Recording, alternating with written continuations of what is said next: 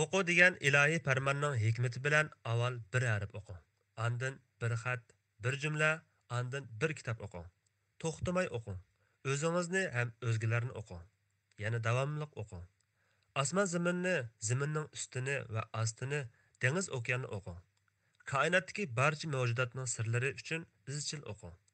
Demakki, o'qimoq istasangiz, bu sirlarni yechishga bilsangiz 100 umringiz bo'lsa yetmaydi. Qalamidan va qalbidan dur ham nur to'kiladigan mutafakkur olimning o'tkir tafakkuriga cheksiz qoyilman. Har bir so'zini qisinaman, har bir aql ekillariga. Marhum olimimiz Abdushukur Muhammad Emin shundoq aytgan edi. Ba'zi kitoblar bor, faqat bir qur varaqlab qo'ygudek. Ba'zi kitoblar bor, bir qatam o'qib chiqqudek.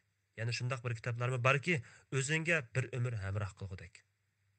Hurmatli qarindoshlar, kunda bir kitob sahifamizning bugungi tunishtirmoqchi bo'lgan kitobi Hijriya 631-yildan 676-yilgacha, milodiya 1233-yildan 1277-yilgacha yashagan buyuk olim İmam Muhiddin Navaviyning Sharh-i Sahih Muslim. İmam bu sharhini yozishda ilgirki sharhlardan bo'libmi Qozi Iyazning sharhisidan ko'proq foydalangan va ismini tilga olgan 16 xil ilmdagi manbalar 250 ga yetadi.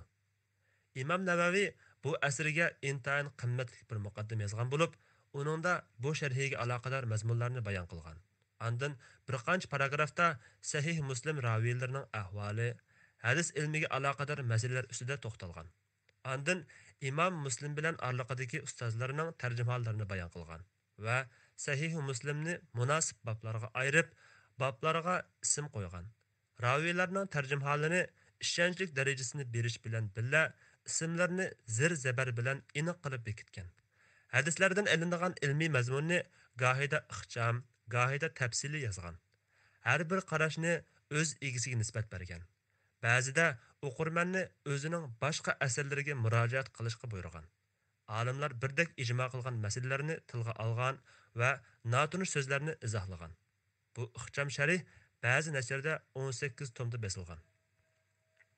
Qadrli do'stlar, bugungi kitob tunishtirishimiz mushu yergacha bo'ldi. Agar boshqalarning tunib chiqishini xohlaydigan kitoblaringlar bo'lsa, bizga qisqacha mazmunlar bilan ta'minlasanglar bo'ladi.